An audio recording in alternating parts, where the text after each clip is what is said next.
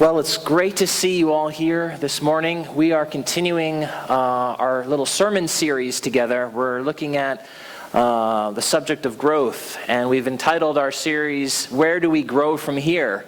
A few weeks ago, we looked at growing through mission, growing through outreach, growing through being out there in the neighborhood, not being out there crazy, but being out there, growing in the neighborhood. And then last week we looked at growing through love, loving others, loving our neighbors, loving those who are different, who believe different, who look different.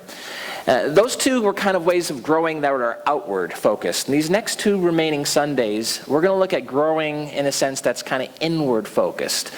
And so today we're going to look at growing through communion. That is, ways of growing as we spend time, learn how to spend time slowing down and being still before God. I think one of the biggest enemies to growing in the spiritual life is the problem of hurriedness. The problem of hurriedness, being in a hurry, having to go all the time. Now, as a new pastor, for me, there's a big temptation. Pastors in general are busy. We tend to be very hurried. And as a new pastor, like myself, there's a temptation to move quickly, to do things, right? To get things done. This is kind of the time when everyone's buzzing and the new guy's in town. In this case, it's a guy. It could have been a gal, but in this case, it's a guy. And, there's a new person in town, the buzz is going, and there's the temptation to kind of, let's take advantage of the buzz and start doing things, and let's get people to see the... And I have to remind myself, wait a minute. Slow down. Don't get caught up in the hurry.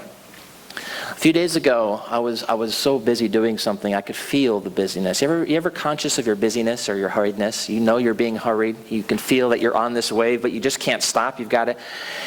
And I heard my wife, she was talking to me, she was standing in the doorway and talking, and I could hear her. It was like that, you remember Peanuts, the cartoon, when the adult would come in, and the adult would talk and it'd be like, wah, wah, wah, wah, wah, wah, wah, wah, wah, wah, wah, wah, wah, wah. Brilliant, because that's kind of like from the perspective of a child what an adult sounds like, right, oftentimes? Well, that's what I heard.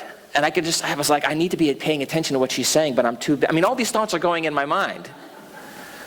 Later on, I said, honey, can you tell me what you said? She's like, I knew you weren't listening to me. I could tell the wheels are turning. I'm like, I know.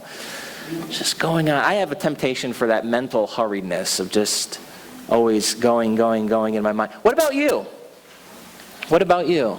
I know some people would say, oh, Vinny, this is an older crowd, and they're retired, and they just sit around all day. They're slow, and they just take their time. They're not busy. They've got nothing to do but twiddle their thumbs all day long. Yeah, I know. Right. Yeah, right. Some of you are busier more than ever in retirement, right? There was an article in Psychology Today entitled, Do You Suffer from Hurry Sickness? It was an interesting title, so I stopped, I started reading it, and they said, this is how you know, these are some clues to whether or not you suffer from hurried sickness. Are you moving from one checkout line to the other because it looks shorter or faster? Well, hold on. Maybe it's not. Maybe you don't have hurried sickness. That's just one. There's a few. How about counting the cars in front of you and either getting in the lane that has the least or is going the fastest? Yeah. Multitasking to the point of forgetting one of the tasks. Anybody doing that? Multitask? And we're multitasking with all our gadgets and our phones, and right? Accidentally putting your clothes on inside out or backwards. Oh, you're admitting to that. I'm surprised. Everyone was quiet on the second one. I thought this would have been the quiet one. I'm not going to admit that I put my clothes. Is my shirt on? Okay. So how about this? Sleeping in your daytime clothes to save time in the morning. Oh my goodness. Who does that? Bert, do you do that? You don't. Okay. I was going to ask you, because how do you get the tie? How do you, Ask yourself, are you moving too fast? Are you moving along without any real purpose or goals? Do you invite a lot of distraction into your life because of boredom or loneliness? Or maybe you're just getting caught up in the fast pace and you're kind of giving into it. Do you find yourself always in a hurry? Now, before I go any further, I want to make a distinction between being hurried and being busy. I think this is an important distinction, lest we kind of dismiss what I say as an impossibility, because the reality is we're all just going to be busy. We can't eliminate busyness, but I think we can eliminate hurriedness. So we've got to understand the difference between being busy and being hurried. Okay? It's an important distinction we can make. Being busy, being active, and doing things. Being hurried is a different matter altogether. Jesus was busy. Would you agree with that statement? When I read the Gospels, I see someone who is very busy, okay? But Jesus was not hurried. He wasn't hurried. And therein is the difference.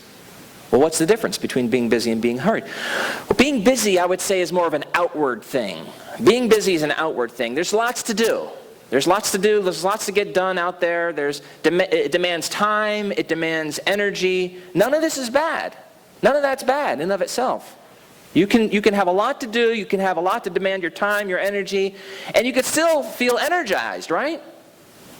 We all know the difference between a day where we're busy and we end the day feeling energized and satisfied, and a day when we're hurried and we end the day feeling depleted and drained.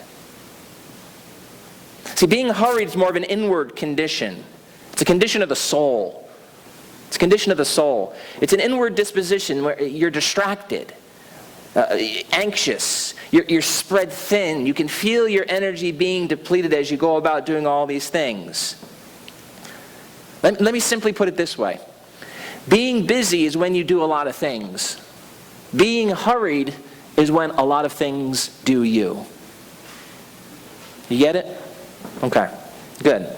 Well, in today's passage, we see a contrast between someone who is hurried, that is Martha, and someone who is not, that is Mary. I'm assuming this is a pretty familiar passage to most of you.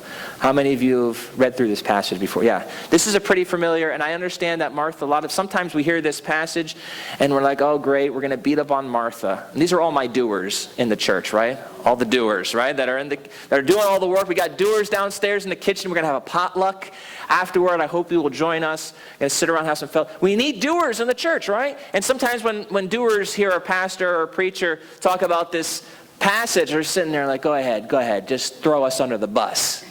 Yeah, Mary's praying, hanging out with, and all the doers are bad, right? Right? No, wrong. That's not how I want to look at this passage. Because doing and being are both important. This is an issue of priority. It's an issue of priority and what's most important. Now you remember the passage. Jesus is coming into town, and Mary and Martha hear about it. Martha invites Jesus over to the house. She invites him in. She welcomes him in, and she's preparing. She's serving. And she's doing a lot of things, and she notices that Mary is sitting at the feet of Jesus, listening to Jesus. Now that's interesting. Scholars point out that it's kind of a radical thing for a woman to take the place of discipleship here, and for Jesus not to correct her. But Jesus doesn't. And so in this way, we see another validation of women by Jesus in a very patriarchal society. Very interesting point to notice in the passage. How Jesus is validating women against the patriarchal standards and codes of his day. Okay? But Mary's sitting there, she's listening, and Martha gets upset and says to Jesus, Jesus, don't you care? I'm serving, I'm going around. Now the text says that Martha was distracted by many things.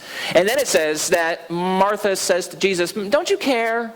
Why don't you tell Mary to get up and help me? There's a lot of things to do. And then Jesus says, Martha, Martha, Martha, you're doing all these things. But Mary has chosen the one thing, the needed thing, the better part. And that shall not be taken away from her. Interesting story. Interesting story. What are we to make of this? Well, one thing is that Martha's hurriedness robbed her of the one thing. It robbed her of the one thing. It robbed her of the better part of what Mary enjoyed. What was the one thing? What was the better part? Being with Jesus. sitting at the feet of Jesus, listening to his words, being present, being still. The one thing that Mary chose was to stop, be still, and listen. We can put it this way. We grow spiritually like Mary in the presence of holiness, not hurriedness. We grow in the presence of holiness, not hurriedness. We've seen before in previous weeks that where relationships flow, church community grows. We saw last week that religious outsiders are God's insiders. And when we understand that, we'll grow. This week, we need to understand this one simple truth. It's the one point of my message today. And it's this. We grow in the presence of holiness, not hurriedness. Mary was able to experience deep spiritual growth. Why? Because she was able to be fully present to the holy God, to a holy God, in such a way so as to receive his words, his life, and his wisdom.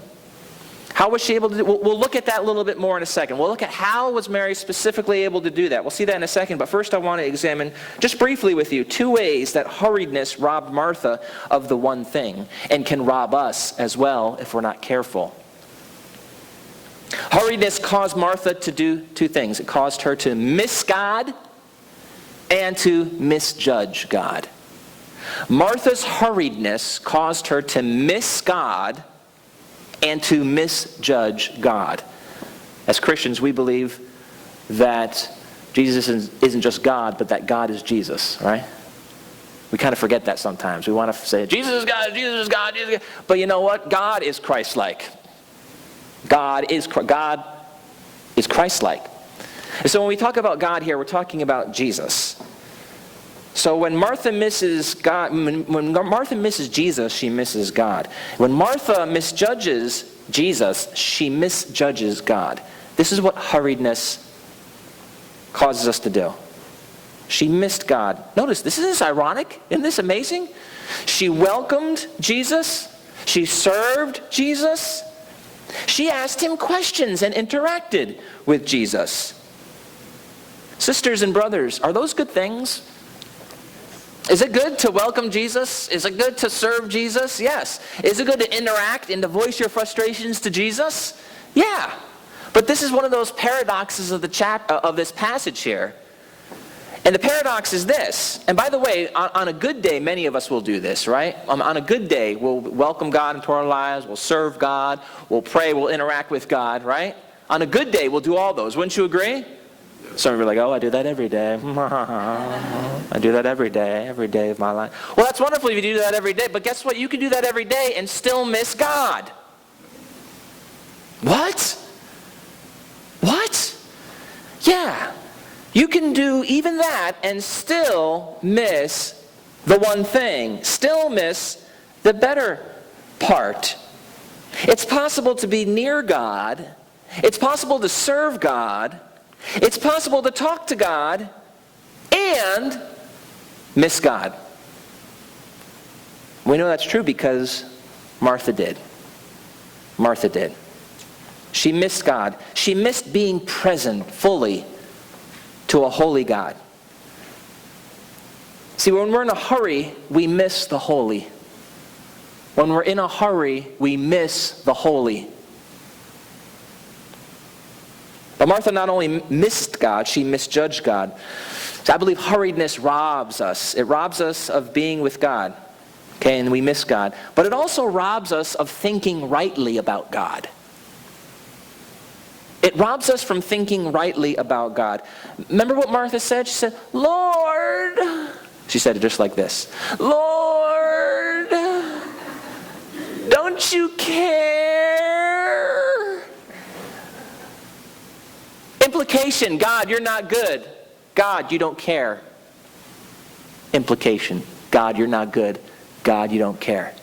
The minute you lower the character of God from love and grace to unpredictable, not good, you're going to take the situation into your own hands and start ordering God around. And that's exactly what Martha does. Because what does she say next? Let me tell you what you need to do, Jesus. What? Whoa! We just went from God, Jesus, you don't care, to Jesus, tell Mary to help me. See what hurriedness does? It causes us to misjudge God. We call into question the character of the goodness of God, and when you call into question the character of the goodness of God, you're more apt to reducing God to your own personal servant. So God becomes your Santa Claus. And so exactly that's what happens. Martha feels comfortable now ordering Jesus around. Oh, we never do this, do we?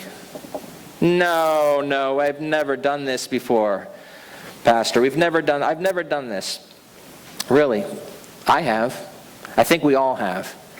See, when we're in a hurry in the spiritual life, we're really trying to control everything.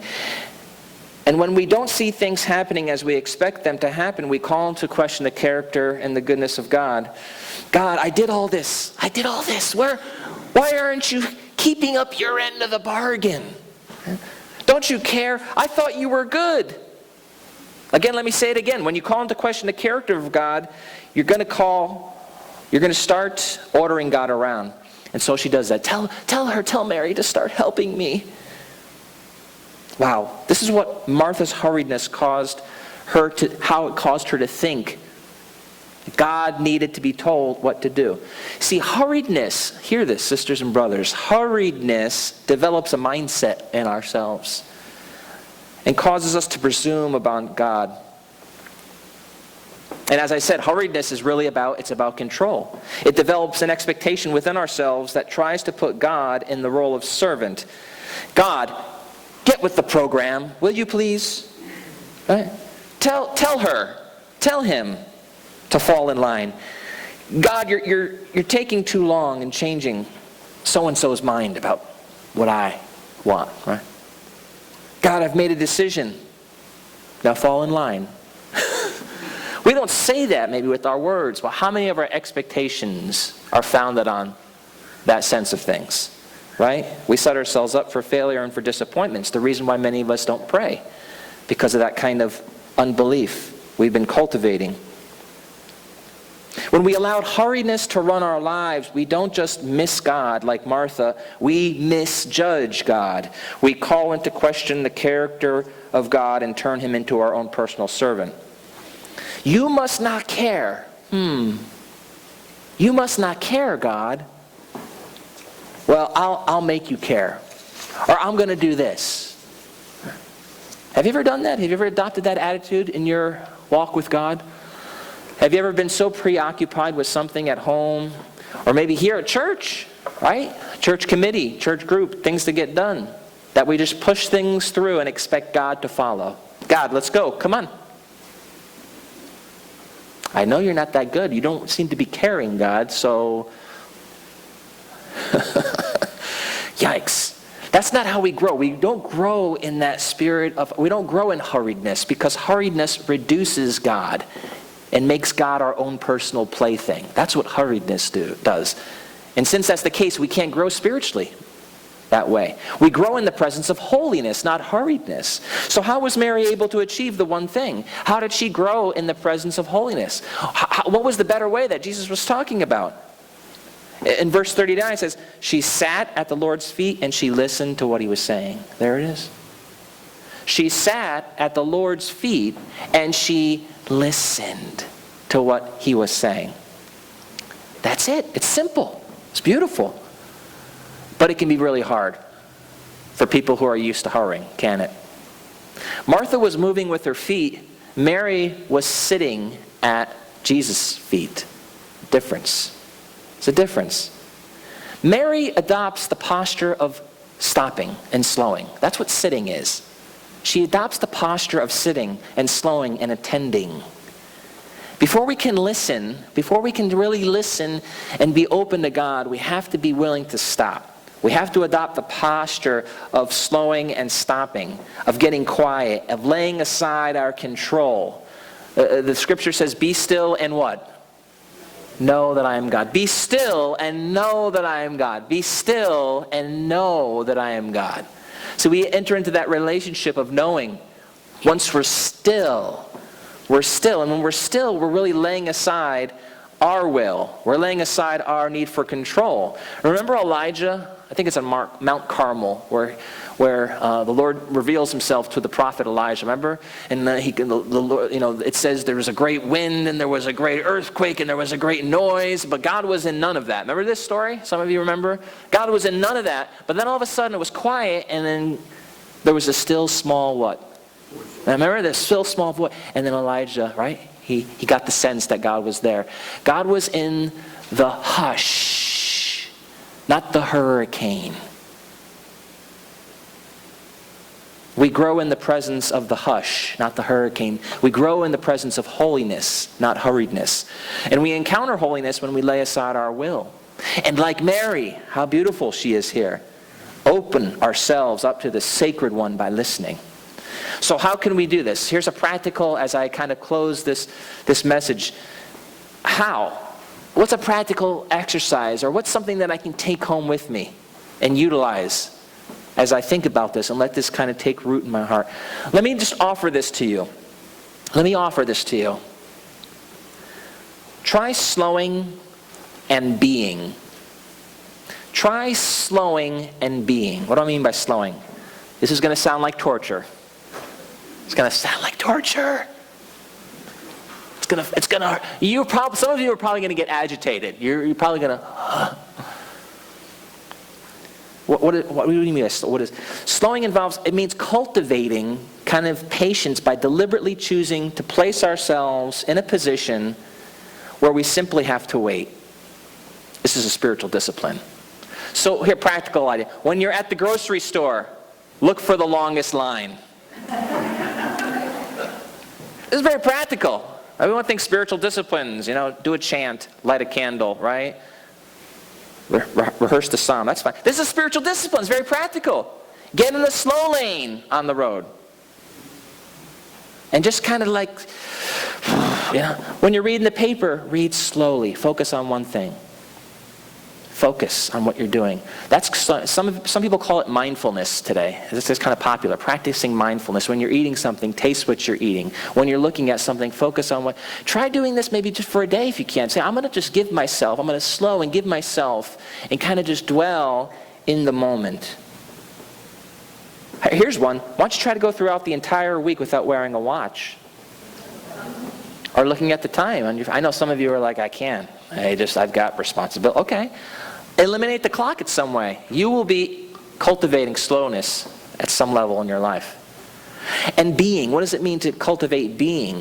What I mean by being is just it's kind of like slowing, but it maybe more practical way of applying it is take 5 minutes. Take 5 minutes each day and just say to the Lord, here I am, and just be still. Just be still. Here I am, be still. Learn how to hush the inner noise. You're in the presence of the Lord. Okay? Just be still. Here I am. And just be there.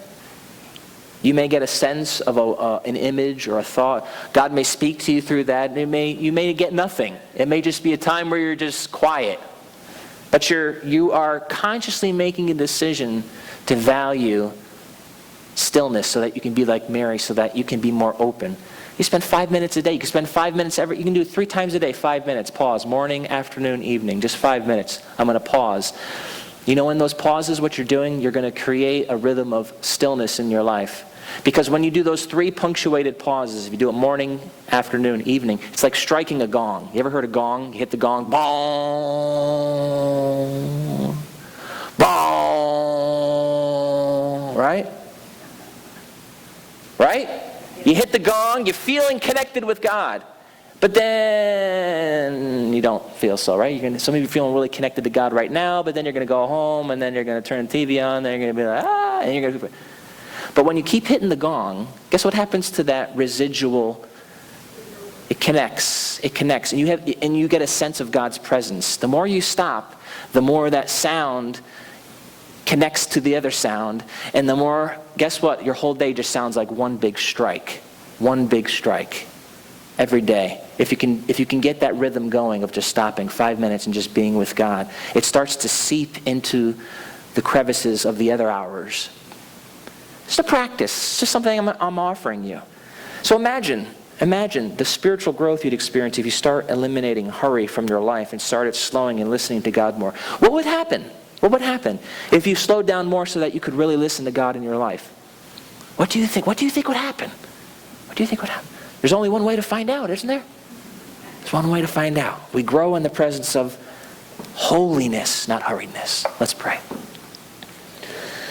Holy God, help us to learn this practice in a culture, in a society where we value speed, we eat fast, we live fast. Help us to live in the alternative way of Jesus that we're invited into his kingdom now. And to help us to cultivate that into our lives in an intentional way so that we have that time that Mary had and can be those that Jesus turns to and says, you too have chosen the better part. And all God's people said, Amen. Amen.